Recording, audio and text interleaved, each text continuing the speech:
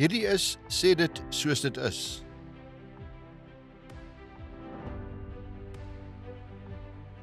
Ek praat vanmôre die tweede keer met Dirk van Sail Smit. Môre Dirk, Goeiemôre Gerard. baie welkom. Baie dankie.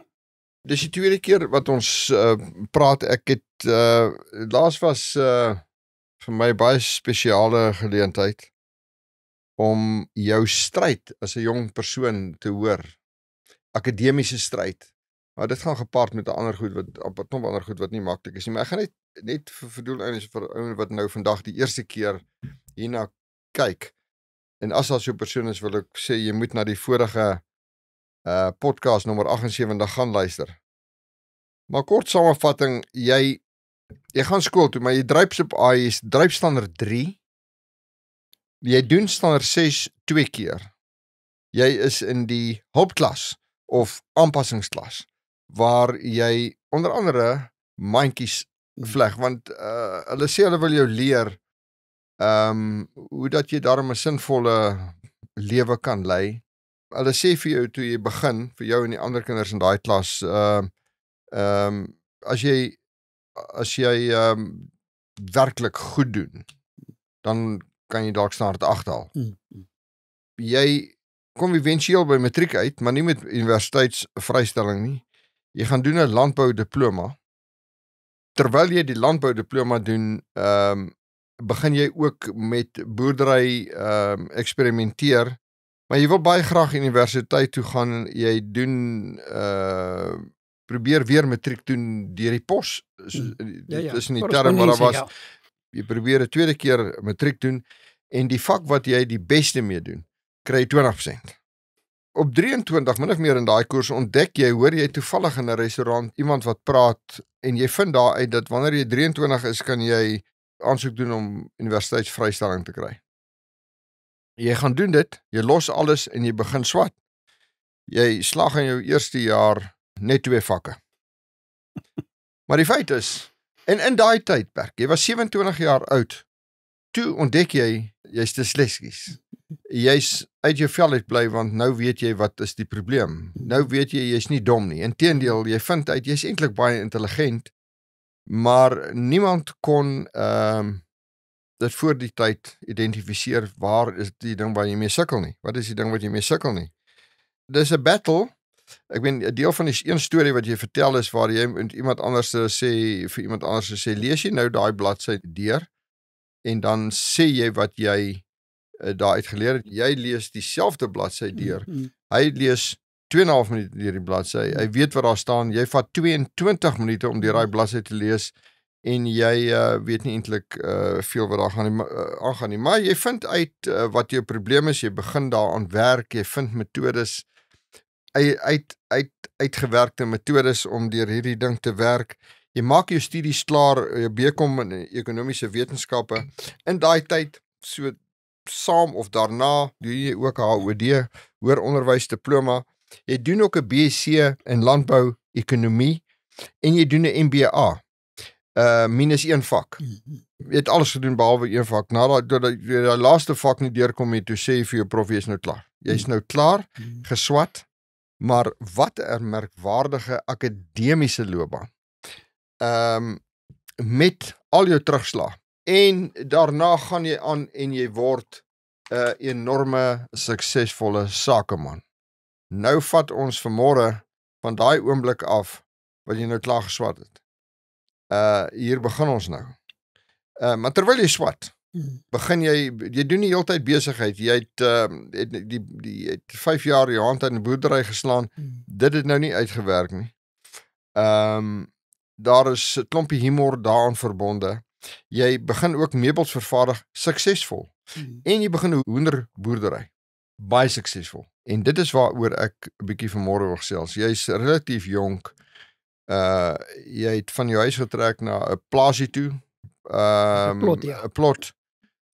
Daar's hokke, jy begin met hoenders boer en jy maak 'n groot sukses en jy verloor alles. Jy speel bankrot. Vertel, vat my deur daai storie, Dirk.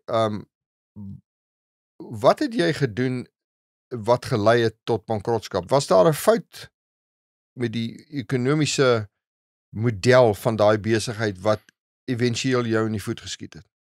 Wel ja, nie direk so nie, dit het meer gegaan daaroor dat ek het klein begin met die hoendertjies, want die hokke was toe nou daar, eers 100 kykertjies daarin gehad en dit het goed gegaan en toe as dit 200 kykens en dan nog 400 kykens en so het ek maar aangegaan, daar was heel wat hokke gewees en later het ek toe besef ek moet nog 'n eienaam probeer kry want dit gaan oor siektebeheer, né? So jy kan nie op een perseel so baie hoenders hou nie en hulle almal groot maak en dan kontinueus groot maak nie. So met ander woorde, jy wil eintlik 'n situasie hê waar jy die hokke heeltemal kan skoonmaak wanneer jy een groep uitgehaal het.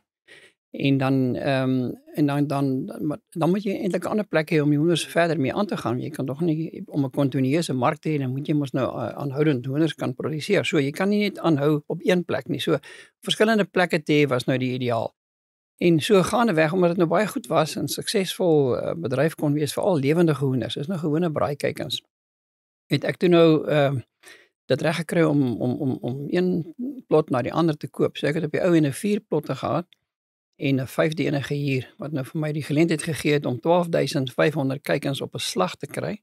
Plaas ek hulle op een perseel of op een plot.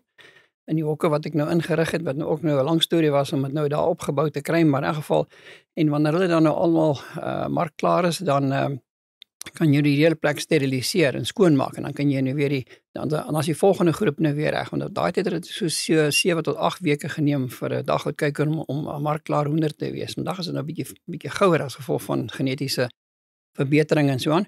Maar die feit van die saak is dit het so goed uitgewerk.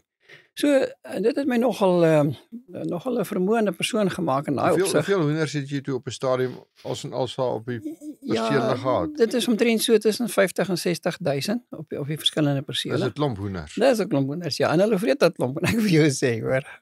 Hulle smaak so lekker want hulle vreet so lekker, jy weet. Dit is nogal 'n storie gewees. En ek het deel wat geslag ook. Ons het 'n slaghuis ingerig op een van die persele, daar waar ek gebly het. En ons het so tussen 500 en 1000 hoenders elke dag geslag. Want jy sit altyd met die probleem dat as die hoenders nou klaar groot is, dan moet jy hom dadelik verkoop. As jy nie dadelik verkoop nie, dan begin hy jou wins op te vreet. So jy moet hom as hy so by 2 kg weeg, dan moet hy eintlik bemark word. As hy 2,5 kg bereik, dan gaan die voer-omsetverhouding heeltemal verkeerd. So met ander woorde, vir 'n hoender om nou te groei tot daai punt, het jy 'n voer-omsetverhouding van 2 tot 1. So vir elke 2 kg voer wat jy vir 'n hoender gee, gaan hy 1 kg massa toeneem. Maar die oomblik as hy daai kritiese drempel oorgaan, net so oor die 2 kg, dan begin hy baie meer vreet in verhouding wat hy massa toeneem. In 'n geval, so die slagtery het nou baie lekker gewerk daarvoor, want as die hoenders so groot begin raak, dan kon ek hulle nou lekker slag en dan as vars hoenders verkoop of wat ook mense het gesê jy weet 'n hoender wat 'n bietjie ryp geword het. So jy sit die hoender in yskas. Dan staan hy daarso vir 24 uur en dan het dit daai tyd wat het baie vismeel in die voer ingemeng. So die hoender het so 'n bietjie van 'n vis smaak gehad. En dan as hy nou net so vir 'n 24 uur in yskas was, dan is dit heeltemal weg. Dan is hy nou 'n plaashoender. So ek het heel wat slaghuise gehad en afteroorde en sovoorts wat ek nou die hoenders voor gelewer het. Wat eintlik 'n groot bydrae was om beheer oor hierdie probleem te kon gehad het. So dit het baie goed geloop. Maar jy weet, soos dit nou gaan met hierdie dinge, daar's altyd maar siektebeheer wat 'n mens moet toepas en op 'n stadium toe die hoenders begin vrek, jy weet, hulle het nou nie so goed gedoen nie. Kyk, jy sit 105 of 104 kykentjies en hulle gee vir jou ekstra 4. En dan hoop jy om minstens 100 van hulle groot te kry. Maar as jy net 70 groot kry, die ander het nou langs die pad geduik of hulle is gevrek, dan het jy nou 'n groot probleem en dan maak jy nie meer wins op hulle nie. En soos wat dit nou aangaan word die siekte intensiteit net al hoe meer en meer en meer. En die beheer van die siektes word net al hoe moeiliker en moeiliker. En toe het dit begin op 'n stadium so gaan dat ek nie regtig mooi kan byhou met my voerrekening nie. So hy het nou gestyg. So waar jy nou altyd nou voer koop sê maar 90 dae na staat, weet as dit oor daai punt gaan, dan is dit 'n krisis. Dan is die voermaatskappy baie ongemaklik, want dan lyk dit of nie regloop daar nie. So jy begin by 30 dae na staat, dan is dit 60 dae na staat by jou rekeninge betaal, dan 90 dae na staat, dan is die rooi ligte aan. In 'n geval, dit was hier rondom die 90 dae storie gewees. Toe sien ek, joh, nou raak hierdie vragtes heeltemal buite beheer. Weet jy, Gerard, dit was eintlik so hartverskeurende storie, want elke dag dan gaan tel hierdie dooie hoenders op in hierdie hokke. En dit word net elke dag meer en meer. Maar as jy dink aan die model destyds, was dit nie voorspelbaar dat jy te veel hoenders op die perseel het nie? Is dit 'n bedryfs fout wat jy gemaak het? Te veel te vinnig of te veel hoenders op die perseel? Ja, dit kan sekerlik so wees. Maar jy weet, daar's sekere dinge wat 'n mens nie van bewus was nie, van byvoorbeeld my werkers is nou van by verskillende persele betrokke en dan kom hulle na hierdie perseel toe en dan weet ons het nie behoorlik besef wat die higiëne moet wees nie. Mense wat vandag met hoenders boer sal vir jou sê, jy van een hoenderplaas na ander een toe gaan, jy weet, dan moet jy omtrent ander klere aantrek en jy moet gesteriliseer word want daar's 'n risiko van siekteoordraging. So dit het maar so gebeur en toe het die hoenders nou begin doodgaan en ek begin medisyne gee wat geweldig duur was. En ek kon dit net nie beheer nie, dit het net al erger en erger geword. En weet jy, wat maak 'n ou nou as dit nou met jou gebeur, jy weet. Nou oor jare het die mense meer en meer besef hoe ongelooflik kritiek dit is. Alhoewel ons daai dit ook maar geweet, maar nie besef is so erg nie. Maar nietemin, wat maak 'n mens nou as dit nou met jou gebeur, jy weet. Jy staar bankrotskap in die gesig, nê. En dit is nie 'n lekker storie nie. En ek het regtig my bes gedoen. Ek het hard gewerk. Ja, my gesin kan getuig. Ek het net alles gedoen wat nodig was om die dinge te maak werk. En toe kom my buurman daar en hy sê, "Jene buurman, ek sien hierdie hoenders van jou vrek baie, jy weet. Ons moet bid oor die saak." Ek sê, "Ja, my ou buurman, dit is waar. Ek bid altyd elke dag daaroor, maar ek weet nie hoekom dit ek kan dit net nie regkry nie. Ek het self professionele hulp ingeroep van mense wat nou regtig weet en sê, ja, hierdie is nou 'n baie eienaardige virus. Hulle het maar nie baie goeie hoop dat die mense dit heeltemal onder beheer kan kry nie, maar hou net aan medisyne gee, maar intussen tyd loop die voerrekening op. So die bates was wel daar, maar die likwiditeit nie. En ja, toe gaan ek en hy en ons bid nou ernstig oor die saak. Ek kry eintlik hoendervleis as ek dink, hoe het ons nou daai dag nou voor die Here hierdie groot probleem gebring, want dis wat jy doen, hè. En in elk geval, en jy sal nie glo nie, Gerard, die volgende dag, dis dit klaar minder.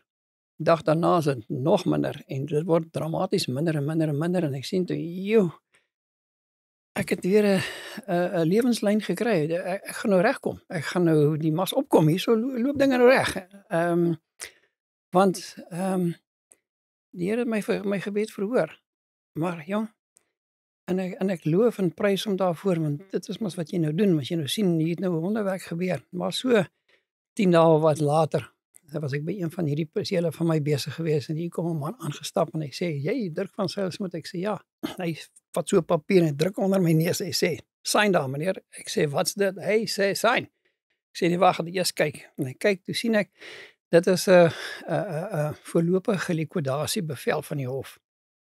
Ja, Gerard, ek skrik myself buite weste, want weet jy, hierdie vrees wat ek het van die dinge gaan ondergaan, en ek het al hierdie goed gedoen, ek het 'n gesin en alles, en nou staar ek nou bankrotskap in die gesig, en ek weet nie wat om te maak nie, en ek sê vir hom, hoorie, wat beteken hierdie storie? Hy sê, al wat dit beteken, jy besit niks meer nie, alles is op beslag gelê, jy mag aan niks raak nie, jy mag niks verkoop nie, jy mag net aan niks doen, jy mag nie eers jou werkers opdrag gee om hoenderskoste gee. Ek sê, nou, hoe gebeur dit? Ek meen, die goed moet elke dag versorg word.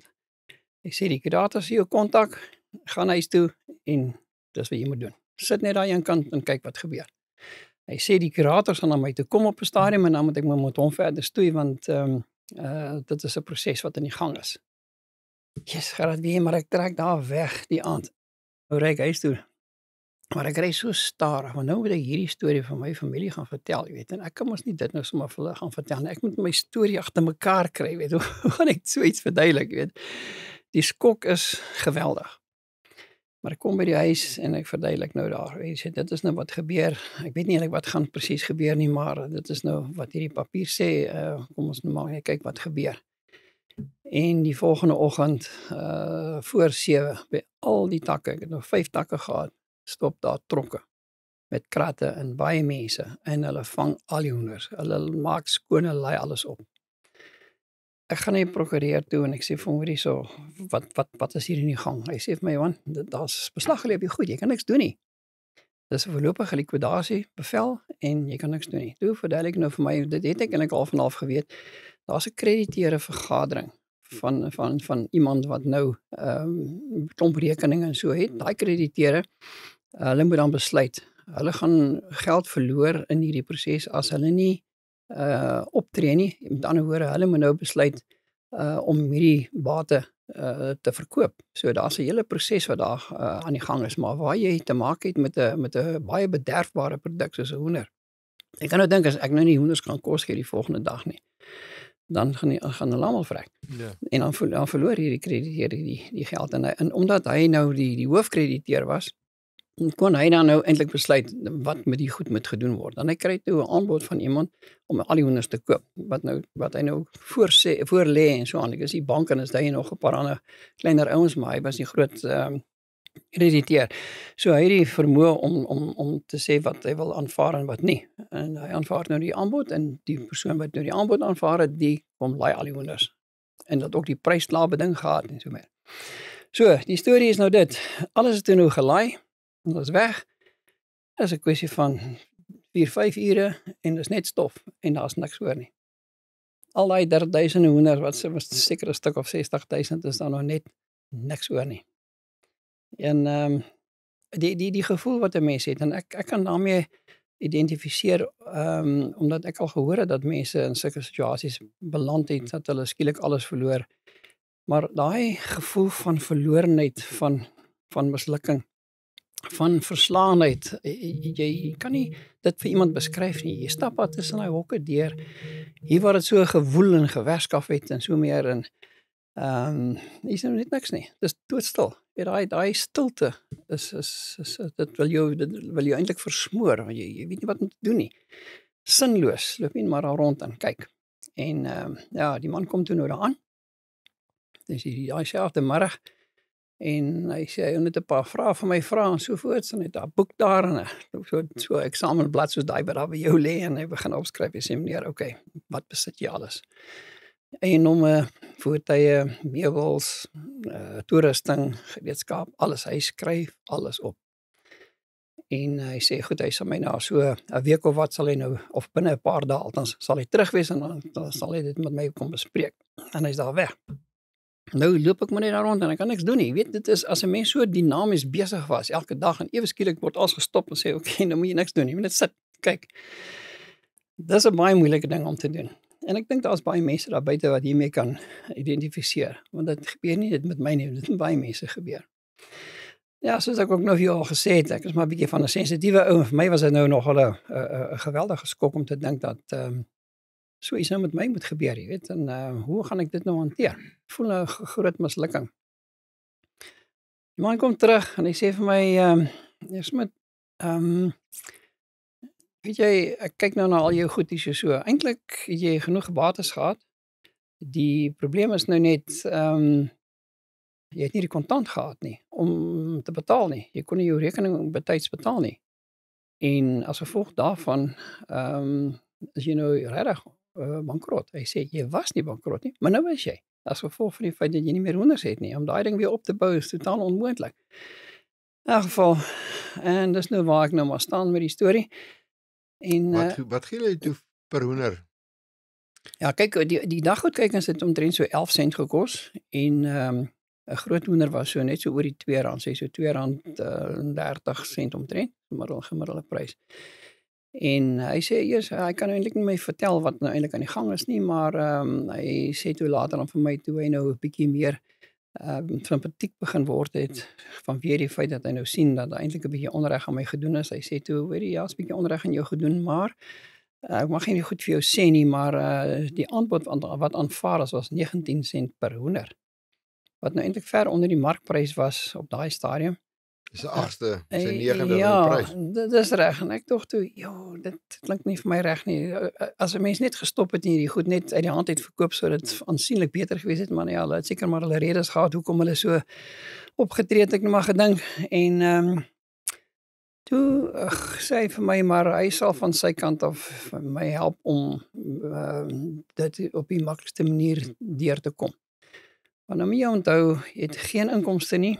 Jy bly op 'n perseel wat nie meer joune is nie, want daar's op beslag gelê en alles moet op 'n veiling verkoop word op een of ander stadium. En hy sê toe vir my dat hy sal vir my dit moontlik maak om my meubels van die huis terug te koop. En kyk, die wet het bepaal, ek weet nie of dit nou nog so is nie. Jy mag basies vir elke kind 'n bed hê en skorrelgoed in die klere wat hulle het en 'n paar jy weet eetgerei en sulke tipe goed. En dis wat jy het. Die res vat die krediteure alles. So jy het basies niks nie. Toe sê hy, goed, kyk of jy iewers 'n bietjie geld kan leen, nominale bedrag om jou huismeubels alles terug te koop. En ek het 'n bakkie wat gestamp was. Hy sê daai voertuig kan jy teen 'n nominale prys terugkoop. Hy kan dit motiveer want hy probeer nou regtig van sy kant af vir my die ding maklik te maak. Hierdie ding het in Februarie begin. Of dit in Februarie van die jaar 1982 gebeur. En hy sê hy gaan dit so bewerk dat ek solank as wat dit moontlik kan wees binne sy vermoë dat ek verniet in die huis kan bly. Wat nou baie groot voordeel vir my is. So, dit het my ongelooflik baie gehelp. Maar die feit van die saak is, mens moet jouself nou weer heroriënteer, né?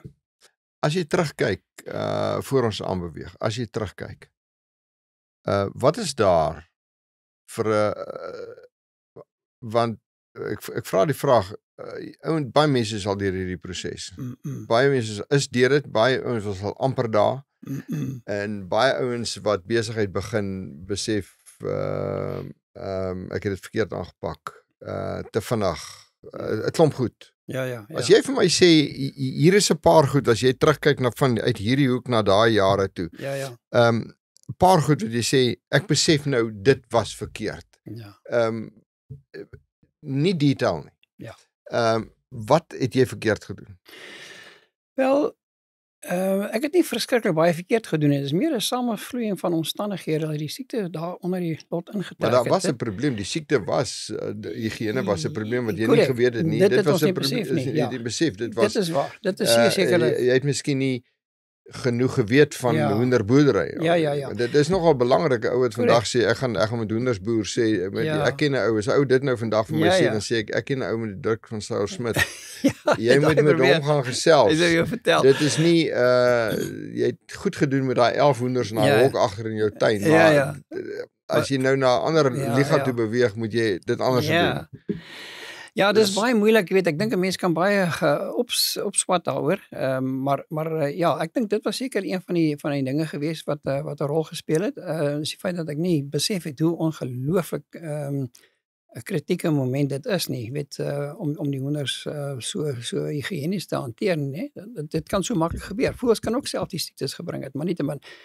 So dit is verseker 'n faktor gewees, en om groot in te gaan, moet 'n mens ook baie mooi die dinge bekyk. En jy weet, as 'n mens heeltyd dit dryf om aanhou te groei, dan groei mens baie keer bietjie uit jouself uit, jy weet, jy word eintlik te groot om te bestuur, jy weet, om 'n besigheid wat te vinnig groei, het ook sekere risiko's aan.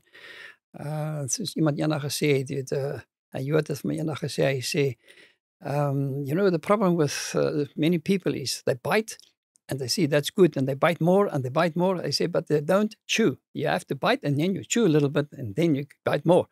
So miskien is 'n mens ook te haastig en te angstig om aan te gaan. 'n boer het een plaas en dan doen hy goed. Ja. Nou, as jy nou megaboer luister, dan sal hy nou identifiseer, maar die megaboer sit nou met baie goed in die tyd, maar daar's is baie lesie uit te leer. Ek het dit in my jong jare gesien, 'n boer het een plaas en hy doen goed. Ja. Koop hy nog een, dan doen hy beter. Ja. En dan doen hy nog een en dan doen hy baie slegter. Ja. En daar's 'n dinamika in hierdie proses, in die proses van vinnig groei wat baie gevaarlik is, en ons kan nie al daai dinamika vanmôre bespreek nie, maar as jy vinnig groei, het inherënt 'n klomp gevare. Koos, absoluut so, ja. 'n baie klomp groot gevare. Want jou beheer word swakker, jy weet jy kan nie dink so goed bestuur nie in die bedryfsekonomie praat van 'n ondernemingsoptimum. Maar wanneer jy nou begin meer ondernemings bykry, soos ek nou verskillende plotte gekry het, dan praat mense van 'n bedryfsoptimum.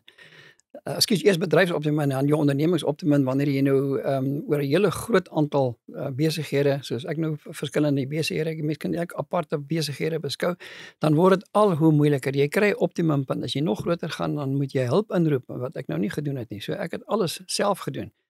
En dis 'n fout. Mense moet kan delegeer en mense kan sê, goed, jy met daai bestuur wat ek nie gedoen het nie. Ek het alles self bestuur en dit raak onmoontlik om Maar jy alles weet, te kan handhaaf. omdat dat delegasie in sigself is 'n dinamika wat as iemand die woord delegeer gebruik, dan sê ek nee, dis 'n groot woord daai. Ja. Delegeer beteken nie ek gee vir ander ou 'n job nie. Ja. Die beheer oor die gedelegeerde en totdat jy die dag weet hy is ten volle op die plek waar hy moet wees.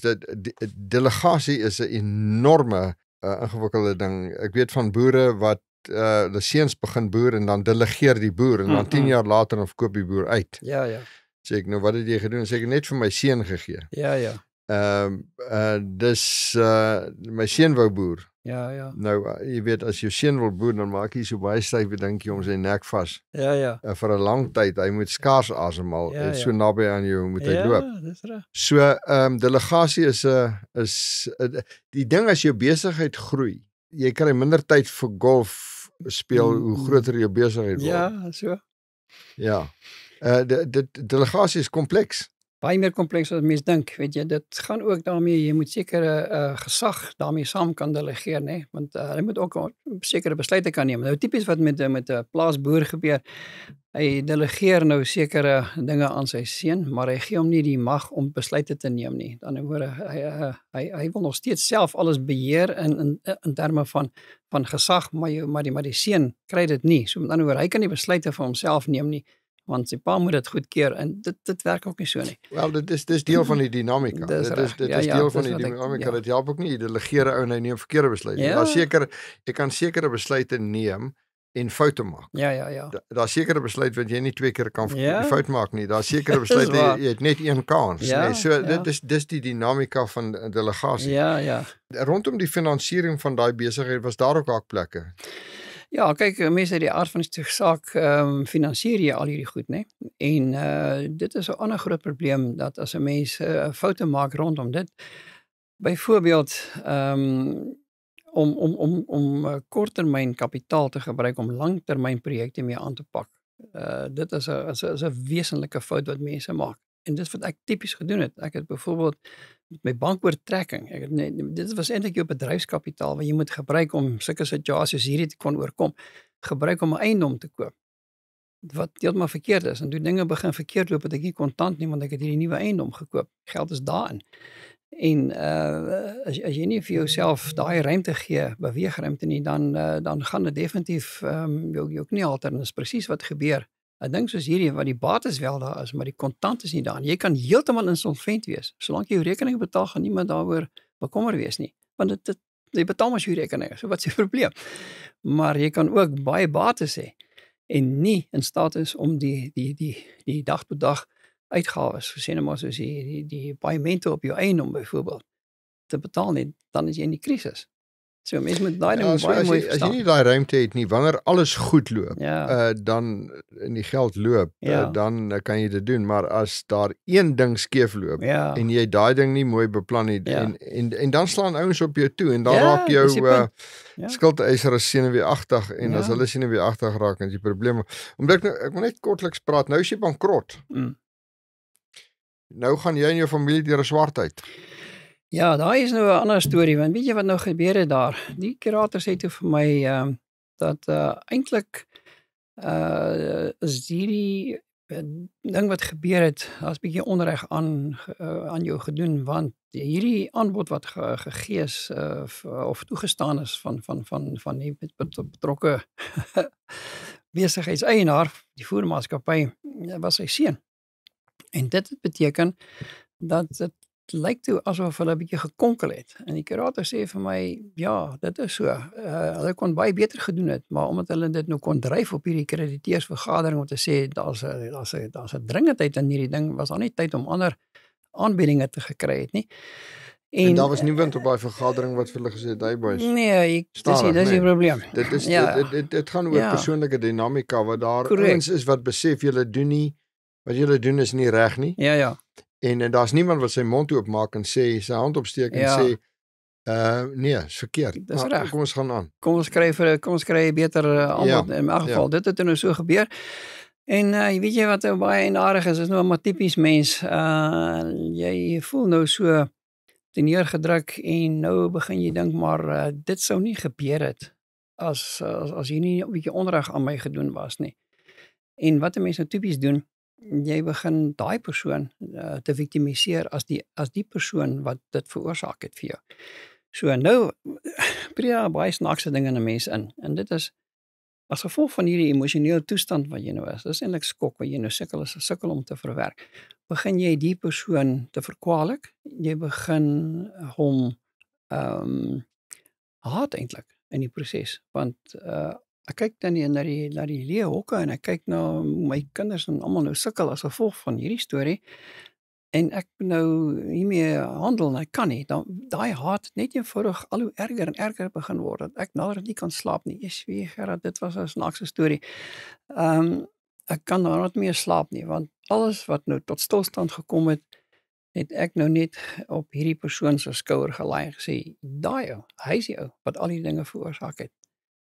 En dan het ek begin droom in die nag van hoekom te lyf gaan of hoe hy doodgery word, jy weet, die tipiese storie van busry om dood, jy weet, ek het sulke droggebeelde gehad. Wees dit nou nie oor hom nie, maar jy is ook nie omgee nie. Net so. Ja, nee, ek het dit oor hom gewens, hoe dan nou? Dit is mos nou baie erg hierdie storie. En ek kom toe nader by 'n punt wat dit my begin psigies affekteer, nee, ek kan nie slaap nie. Ek kan aan niks anders dink as net hierdie geweldige onreg en hoe moet ek nou verder verwerk? Ek het my foute gemaak, dit is sekerlik daar, maar die feit is net ek het hierdie persoon nou wat ek nou daarvoor verkwaal. Ek weet nou wat doen jy nou in so 'n situasie? Ek kan net nie regkom nie. En my vrou sê toe vir my, hoorie, ek sien jy gaan ten gronde. Hierdie ding is besig om jou totaal en al te vernietig. En jy moet die persoon vergewe. En ek sê, daar is nie 'n manier nie. Hoe gaan jy iemand vergewe wat dit aan jou gedoen het? Kyk hoe lyk my lewe nou. En ek kon reggekom het. Ek het nou vir jou gesê, ek het weer lig gesien. Die Here het my mos nou gered. En nou het dit weggevat van my af. En ek dink toe, daar's net een manier. En my vrou sê vir my, jy moet die Heilige Gees vra om jou te help, want dit is onmoontlik vir jou om dit te doen, want ek kan sien wat dit aan jou doen. Want ek het nou niks nie, waar ek eers 'n gesiene persoon in die gemeenskap was. En ek besluit toe nou maar goed. Elke keer as dit gebeur het, hierdie beeld van hierdie persoon wat my opkom, gaan ek net vir die Here vra, help my om te vergewe.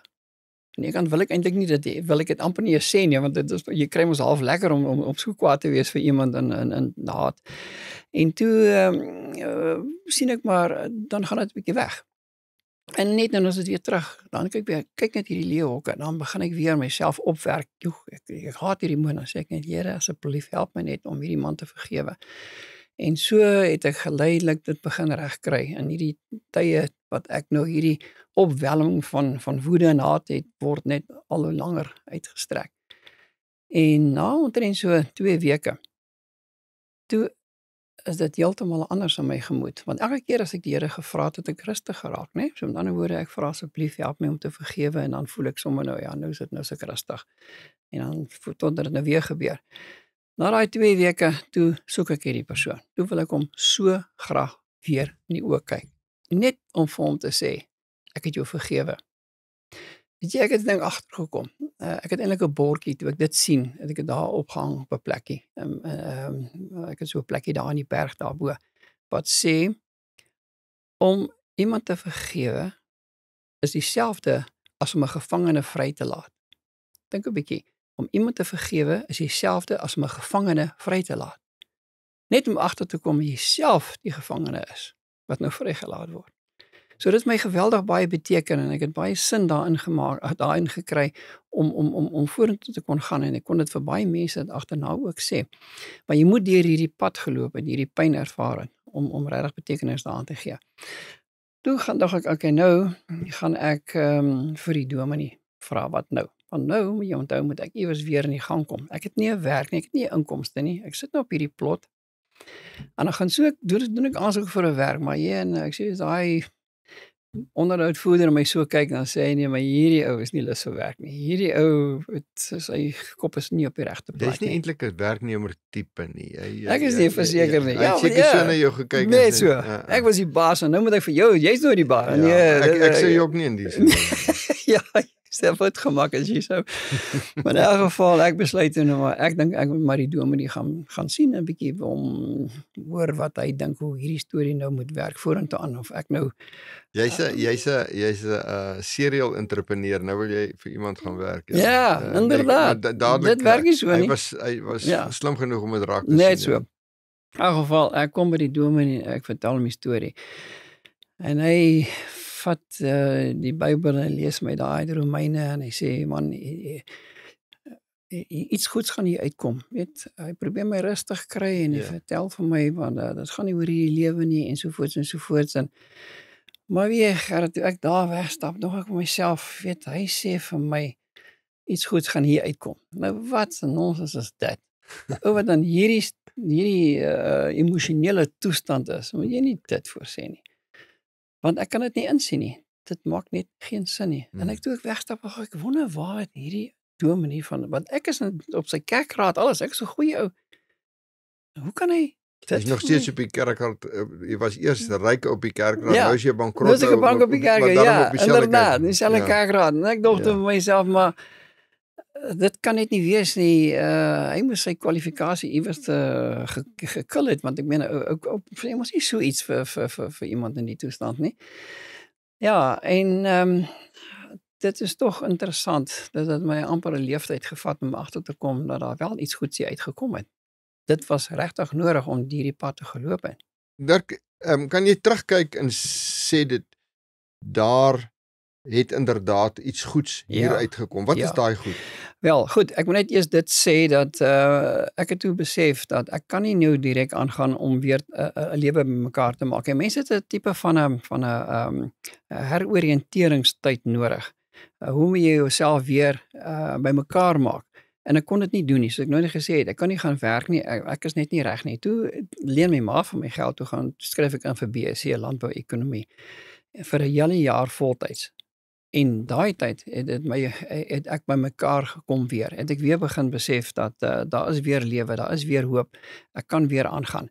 En toe het ek nou baie klas ook gegee tussen my studies deur by die Tegniese College en dis toe dan daarna wat ek nou die MBA gedoen het en toe het ek 'n besigheid begin om afdakke te bou. Eers by 'n maatskappy gewerk wat dit gedoen het. Maar vertel vir my daai storie van jy kry toe eventuele werk by 'n maatskappy wat afdakke bou. Korrek. Maar dit is eintlik 'n heel snaakse storie wat daar gebeur het. My broer vra vir my of ek net vir hom kan kom adviseer oor 'n dak wat hy wil opsit in van daai goed wat sulke loertjies het. En ek gaan toe ontmoet die verteenwoordiger daar van die maatskappy en hy sê toe vir my, dit is soos dit werk. Ek sê, maar hoorie, ek sien nou hierso die model wat jy hierso wil implementeer, gaan nou nie heeltemal lekker werk. Kom ons breek die dak 'n bietjie korter en dan bou ons die dak so. En hy sê toe, nee, dit is goed en my broer teken die kontrak.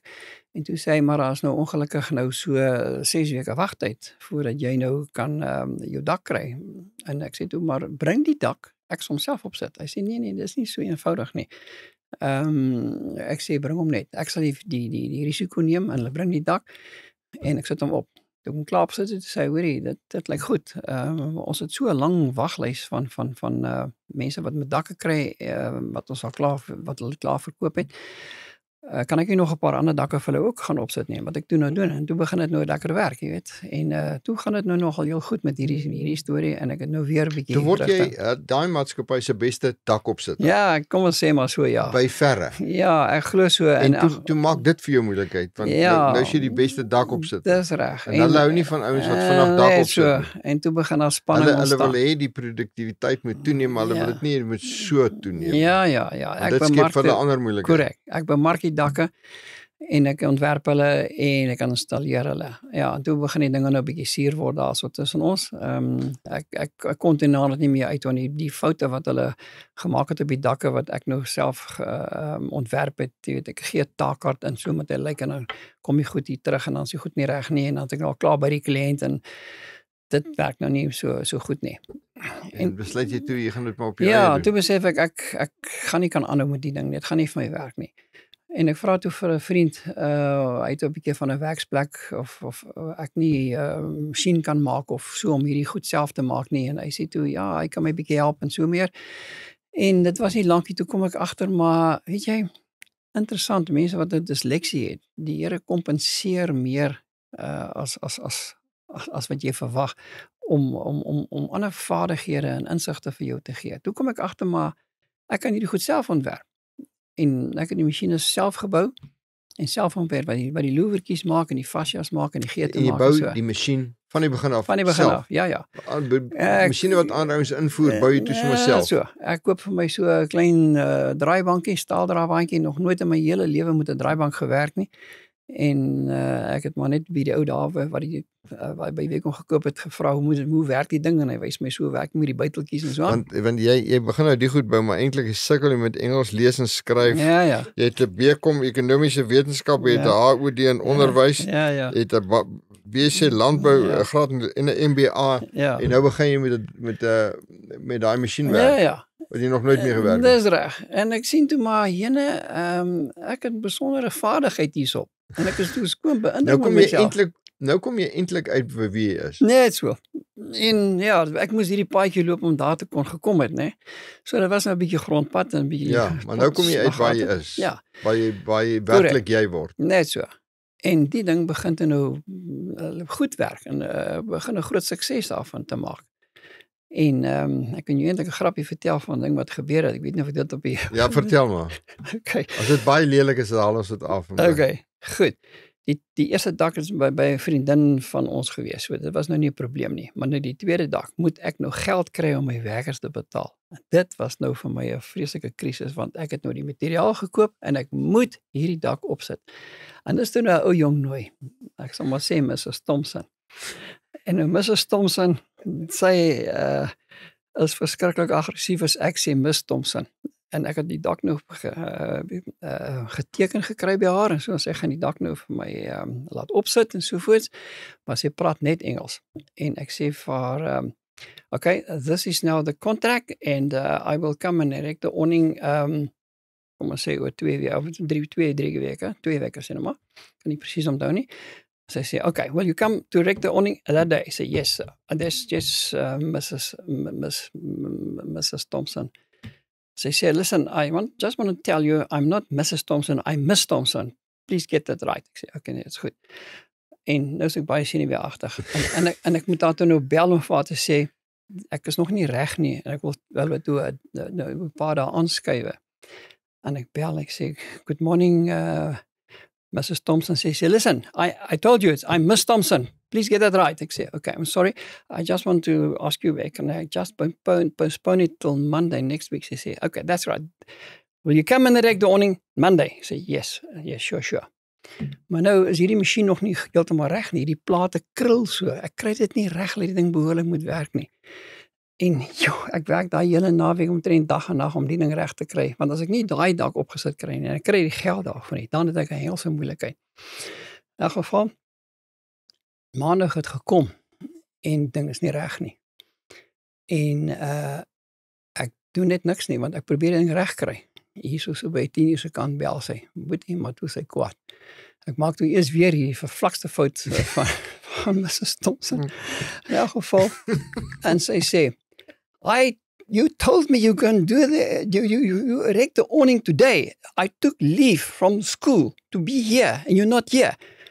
And sy sê, I want to cancel. I said, no, please don't cancel. If we cancel, I'm in big trouble. And sy sê, okay, when will you erect the awning? Ek sê, Wednesday. Sy sê, right, Wednesday. Okay, goed. En Wednesday het gekom en die dak is reg. Alles is perfek. Die plate is mooi reguit, niks verkeerd nie. En ek ry hier in Zambesi Ryland af en ek draai daar regs om op die snelweg te gaan. En toe ek om daai draai gaan, breek die tou en daar voet ry dak af in die pad. Weer daai plate en die balke en goed steek so vas op die teerpad en dit val so oop. En die karre stop en ek spring uit en ek maak by mekaar en ek sien toe, okay, die skade is nie te groot nie, die punte het net omgebuig, het sal my so 2 ure neem om dit reg te maak. Nou weet ek, as ek nou vir daai tannie bel, dan is daar oorlog. En ek ry terug, en nou moet ek haar bel. Want sy het, ek het vir haar gesê, ek sal daar wees 8 uur en nou is dit daar 8 uur. En was net dan so 8:30 se kant en ek dacht, okay, nou ek het al die verskonings in die boek gebruik, hoekom ek nu nog die ding al kom installeer het nie. Die ding is hier in my kop van, ek moet daar vra, to postpone the erection, maar ek besluit toe, okay, wat ek nou gaan doen is, ek sê toe vir haar, ek besluit toe, ek gaan nou maak asof ek ou gestuur het, om die dak te kom opsit. En ek wil nou, bel ek nou Kamakastig, want ek hoor of hy nou al daar is, en ek wil net seker maak of alles reg loop. Ek slaan net sweet uit die wat ek sê. Ek bel en ek kry my rympie agter mekaar en ek probeer nou 'n mooi ding wat ek vir haar moet sê. En ek sê, good morning, Mrs. Thompson hier. En daar besef ek net ek alweer daai fout en sy val my weer aan. Ek sê, I just want to make sure the guy I sent there with the erection as he come already. Sy sê, what? Oh, vader, wat ek nou gesê? En ek maak nou 'n groot verskoning, sê, listen, I don't speak English very well, I'm so sorry about that. I know I said something wrong. En toe begin sy lag. Ja, toe is die ys gebreek. In elk geval, toe sê ek van nee, ons het net klein dingetjie, ons het nou uitsorteer. Dat is baie goed. Toe is dit opgeset. In elk geval. Dat is baie goed. Goed, het ek in die gang en gekom. hierdie goed gebeur daagliks. Ja. Hier is 'n klein werkie by my kantoor Ja. wat gebeur het en toe die ouens goed installeer, toe trek die rolbolts uit die muur uit en toe moet daar 'n muur oorgebou word en 'n ding wat ure moes gewees het, is nou al 10 dae aan die gang. Ja. En nie aanlopend nie, maar weet jy, die goed gebeur en die entrepreneur beleef hierdie goed baie intens. Ja.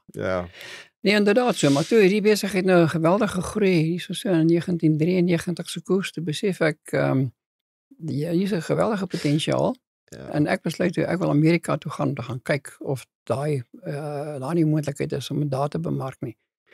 So ek klim toe op 'n vliegtuig en ek vlieg Amerika toe. Maar dit nou, jy doen toe baie goed. Wat is die besigheid se naam toe? Daai was Louverdek. Ja. Goed, in 'n geval die besigheid was toe baie suksesvol geweest en ek gaan toe na Amerika toe en ek gaan doen 'n bietjie navorsing daar, ry rond en so voort. Jy weet, daai tyd was dit so goedkoop, jy kan nie glo dit het R2.800 gekos vir 'n retourkaartjie van Johannesburg af tot in New York. En dan het jy die voordeel gehad, hulle het 'n kaartjie gehad wat jy kon koop vir $49, wat hulle genoem het 'n Delta Pass. So jy betaal dit nou eenmalig en daai tyd was dit so amper R2 vir $1. Ja. En dan kan jy onbepaald vir 30 dae vlieg sonder om te betaal. Jy's net altyd vir R100. Dis hy. En dit was nou, dan was jy net 'n bystandpassasier geweest. Maar ek het toen in die hele Amerika deurgevlieg en oral te gaan navraag doen vir so iets en na maatskappye toe gegaan wat aftakke doen en so meer. En die produk was nie daar nie. Toe het ek teruggekom en sommetjies gemaak en toe weer gegaan en 'n skou gaan reël in Los Angeles en toe het ek 'n paar manne saam mee geneem en toe het ons gaan skou daar. Nou jy het die vervaardiging, die masjien wat daai ding maak, het jy gemou? Ja, self gebou, ja. Ja, van fietsketTINGs en sprockets en ligte motortjies en goedertjies, ja, dit werk vandag nog. In 'n geval. Lang storie kort, toe het ons nou, wat ek besef, maar hier is 'n fenominale mark hiervoor. Toe kry ek die Nasionale Produktiwiteitsinstituut om my bietjie te help, om te kyk of ons die produk daar kan vestig. En Dr. Guy van der Hof was toe die hoof daarvan gewees en ek en hy is toe Amerika toe en hy het 'n assosiate daar wat die produk so lank gaan probeer bemark en toe gee vir my so dik verslag wat sê die ding het 'n fenominale potensiaal.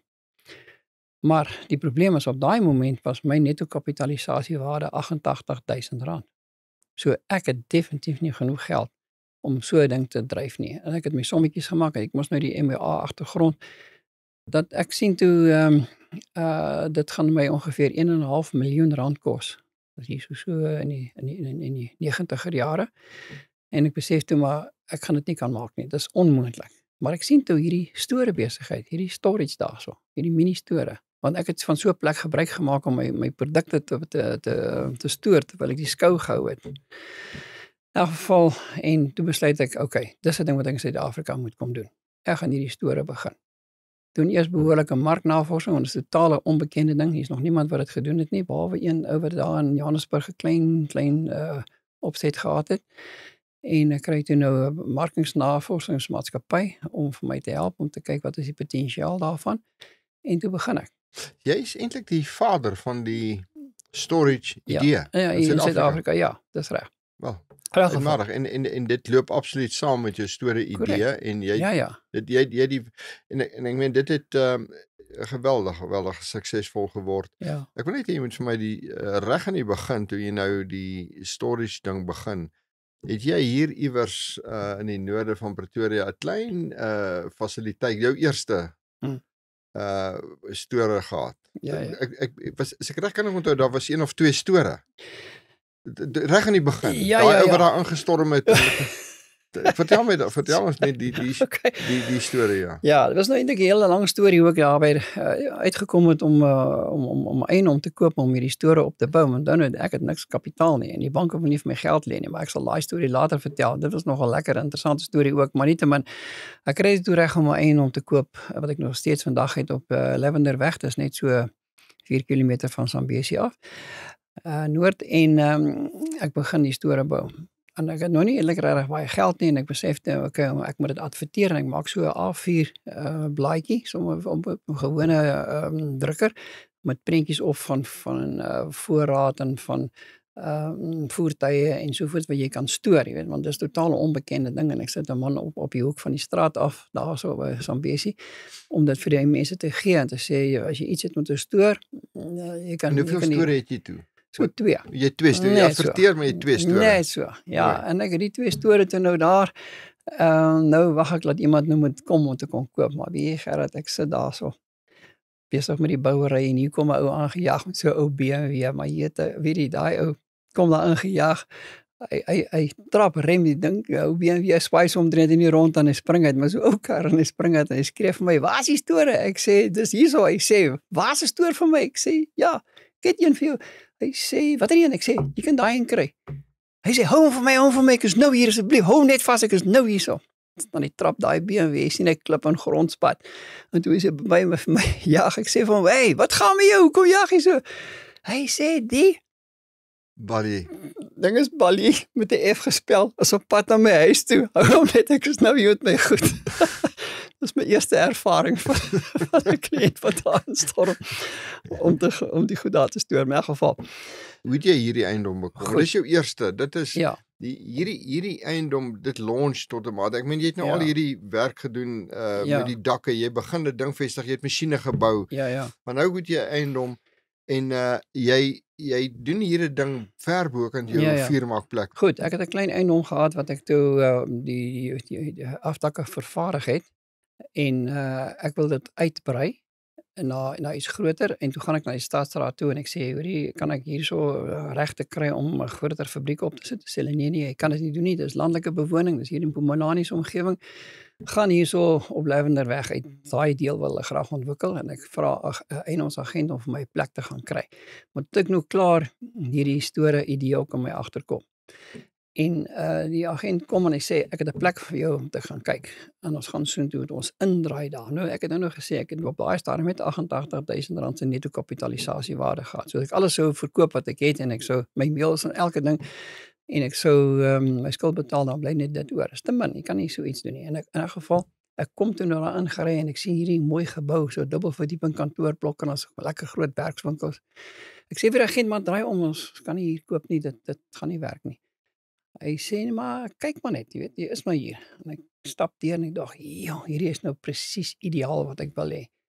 En die ou wil 1,5 miljoen rand hê vir die eiendom. Dis net 'n maatskappy. En ek sê toe, maar daar's nie 'n manier hoe ek dit kan koop nie. Ek het niks nie, maar op daai stadium het ek so R150,000 'n maand so omset op die afdakke gehad.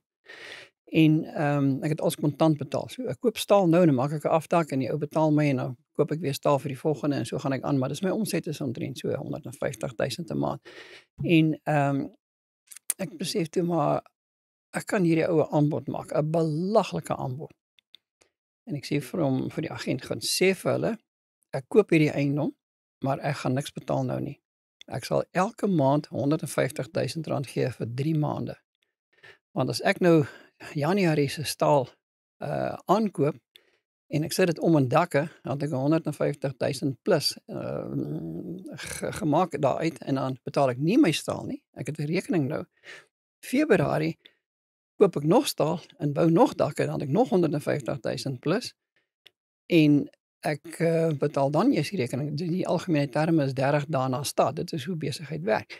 En dan het ek mos nou R300,000 hier uitgehaal. In die 4de maand doen ek dieselfde. Dan het ek nog 150,000. Dit beteken ek het nou 450,000 plus dan die agent se kommissie het ek aan die een kant gepraat. En ek sê vir hulle goed, dit is wat ek vir julle kan aanbied. Dan betaal ek julle oor 3 jaar die hele bedrag. Maar elke maand sal ek die rente byhou. En op daai stadium was die rentekoerse baie hoog geweest en ons kom toe ooreen, prima plus 1. Die rentekoers was hierso so by 18% ongeveer daai tyd, né? En ek gaan nou die perseel toe met die gedagte van ek moet hom nou laat inkomste verdien. En daar's 'n paar ouetjies wat daar gehuur het, een ou doen sandblasting en sovoorts en hy betaal so 'n paar R1000 en sovoorts en ek skryf ons hier so 'n bietjie op. En met die afdakke storie kry ek dit toe nou reg om dit te doen. Dat ek by die paaiement byhou of toe net die rente kan sê byhou. Maar die dag toe ek dit koop, toe sê die verkoper vir my hierso aan die kant van die perseel is daar so ongeveer 'n hektaar, 1,5 hektaar wat nie deel van die eiendom is nie. Dit behoort aan die paai departement. Hulle het dit laag gekoop. Ek sê nee, is reg. Ek verstaan dit en ons gaan aan. En ek leen toe maar geld privaat want ek kon nie by die banke regkom nie want hulle sê daar moet 'n ankerhuurder wees en daar's nie so iets in hierdie store besigheid nie. En ek hou toe maar aan met bou die store en dis nou na daai storie ek kry 'n paar stoortjies gebou en gaan maar stadig en so meer. En ek doen aansoek vir 'n lening by die bank.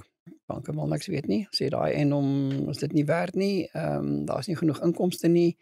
Hulle kan nie vir my geld daarop gee nie. En toe die tweede bank, die derde bank, die vierde bank en so gaan ek nou maar aan. Nou ek het 3 jaar tyd, dan moet ek dit ten volle betaal. En in die proses het ek nou al 'n bietjie inkomste begin genereer uit die store uit, maar die tyd loop uit. Nou het ek nog steeds my werksplek aan die ander kant waar ek nou die dakke bou en as hier by Mpumalanga en daar kom 'n man aan en hy sê vir my hoorie, kan jy asseblief hierdie jerrykanne vir my perdekout? Ek sê nee, ek doen nie goeie bestryking van mense nie. Ek doen net my eie goed, my eie balke van my dakke en so voort. Hy sê nee, maar ek moet dit vir hom doen. Ek sê nee, ek gaan dit nie vir jou nie. Ek kan vir jou sê hier in Silverton is 'n ou wat dit kan doen. Jy kan hom gaan betaal, hy sal dit vir jou doen. Nee, maar ek moet dit doen. Ek sê nee man, wat is jou storie? Ek gaan dit nou nie doen. Ek sê mos nou vir jou. En hy sê maar hy het in sy hart die gevoel dat hy my moet vra om dit te doen. Hy sal moet betaal ook. Ek sê maar luister, wat is jou storie? Hoe kan jy so opdringerig wees hierso? Ek het jy mos nou klaar gesê. Hy sê nee, hy's 'n sendeling hier in Afrika en sovoorts en hy het dit nou nodig vir sy volgende tog. Ek sê my jene, plaas jy het my in die begin gesê, bring jy kanne. Ek sal dit vir jou verniet doen. Dirk, ek sal net alles moet oordoen want my gesig trek, alles trek. Skryf maar, weet jy my ja, as jy hom daar sit sal ek weer gaan geswaar. Dat is jy meer gemaak. Okay, hy sê hy's 'n sendeling in Afrika. Ja, en toe sê hy vir my hy's 'n sendeling in Afrika en ek sê maar hierdie Land Rover van jou se raamwerk is opgeroes. Gaan nou na hierdie persoon toe op hierdie nuwe perseel van my.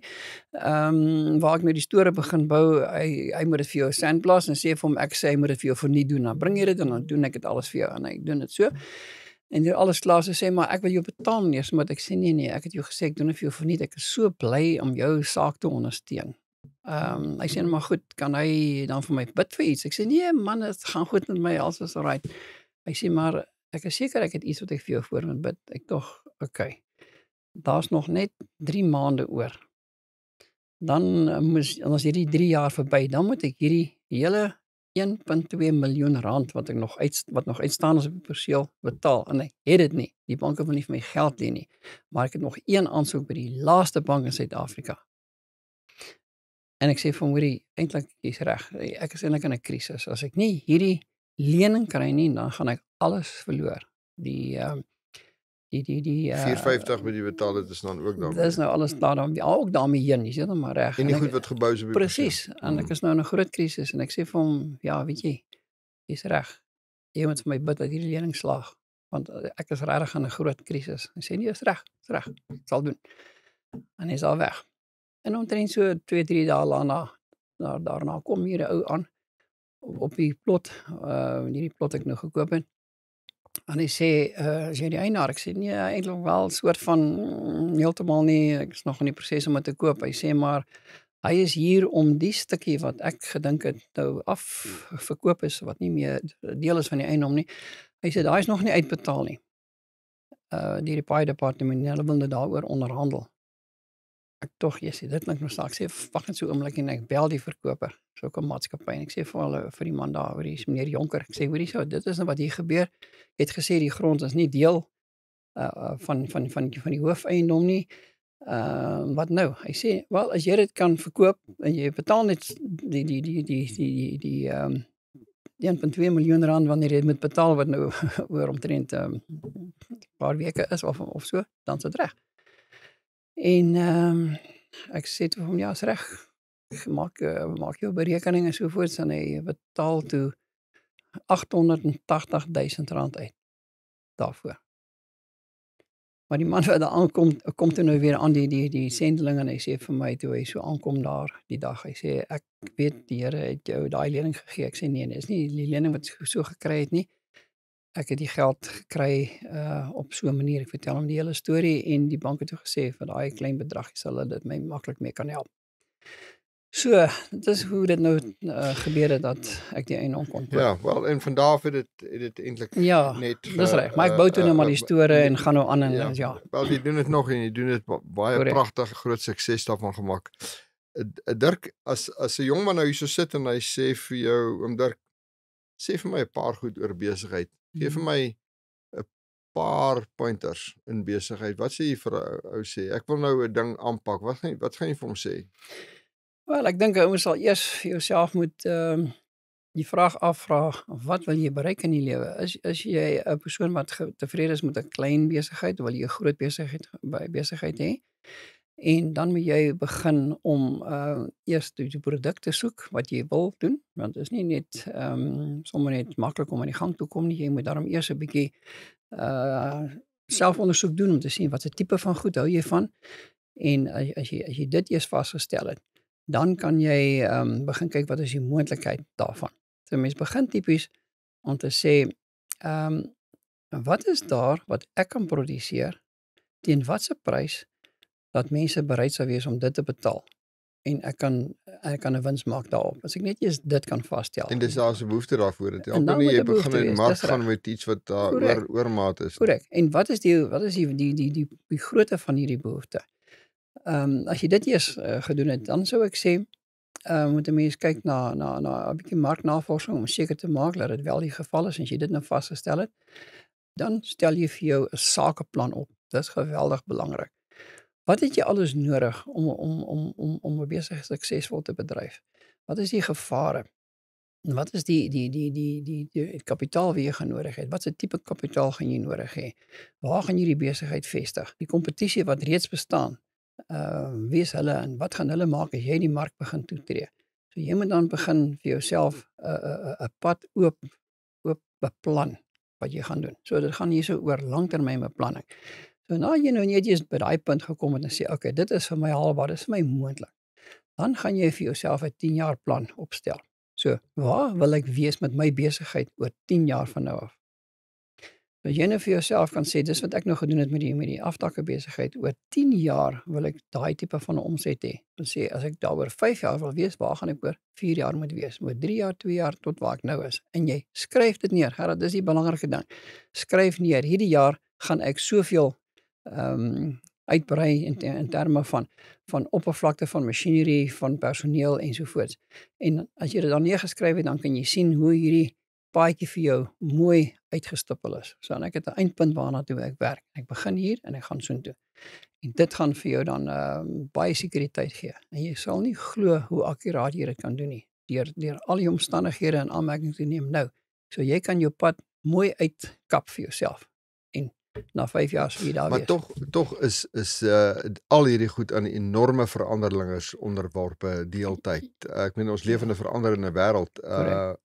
Weet wanneer jy vir 'n lening aansoek doen, dan is 'n bank vir jou sê gee vir my 'n 5 jaar plan. Sê weet jy wat, ek kan in 5 minute vir jou 5 maand plan skryf, want eintlik beteken dit niks. Eintlik beteken dit niks. Ek kan net vir jou 'n klomp goed skryf. Ja. Want die wêreld is onderworpe aan veranderlikes en jy moet hierdie ding heeltyd aan die veranderlikes onderwerp. Ja. Want goed gebeur. Ons is die wêreld leef nie in 'n reguit lyn Nee, nie. inderdaad nie so nie. Maar die punt is net, as jy die huiswerk gedoen het en jy dit alles in die praktyk gaan toets, dan kan jy dan ten minste baie naby aan die werklikheid kom en jy pas aan soos jy aangaan. Maar onthou net, hoe meer insig jy het, hoe beter. Jou inligting bepaal die kwaliteit van jou besluite. Jy pak nie 'n ding aan.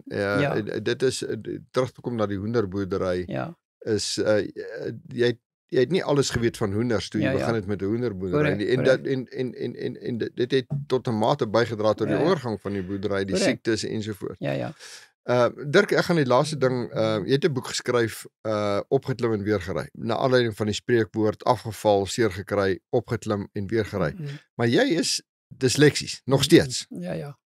Nou skryf is nie jou eerste vaardigheid en woorde agter mekaar kom nie spontaan nie. Nou skryf jy 'n boek en nou is dit klaar geskryf. Nou wat maak jy met die boek? Gaan gee hom vir iemand en jy sê vir hom publiseer die ding. Wat gebeur toe? Ja, ek was nogal heel verbaas geweest. Daar's 'n groot aanvraag daarvoor. Ja, maar die boek is jou eerste weergawe toe reg? Ja. Wel, ek het 'n paar klein dingetjies verander, maar dit is omtrent reg, ja. Dit eintlik baie maklik gaan, maar dit kom ook oor baie jare, Iemand het hom nie oor nee, hulle moes hom geredigeer het. Nee, maar dis waarvan ek dis nou waarna ek verwys. Ja, hulle moes omtrent ding oorskryf. Die ou wat nou na die ding lees wat jy geskryf het nie vir jou gesê, Dirk, maar hier is 'n uitstaande stuk werk nie. Hy moes seker gaan sê, maar Dirk, ek dink ons moet hierdie ding 'n bietjie panel wees. Natuurlik. Die eerste was amper onleesbaar geweest, maar die inhoud was daar. Die inligting was daar. Die inhoud was daar. Nee, ek verstaan dit. Ek verstaan dit, die inhoud was daar, maar iemand het gesê om Dirk, ons sal hierdie woorde net in 'n ander formaat moet sit. Is dit nie so? En die sinne reg kry en so meer en dit maklik leesbaar maak. Maar die wese van die boek is daar. Dit is daar neergesit. Dit is jy daai. Dit is jy daai. Ja. Maar dis merkwaardig. Dirk, baie dankie vir vanmôre. Nogmaals, ek het dit baie geniet. Baie dankie. Dankie, Gerard.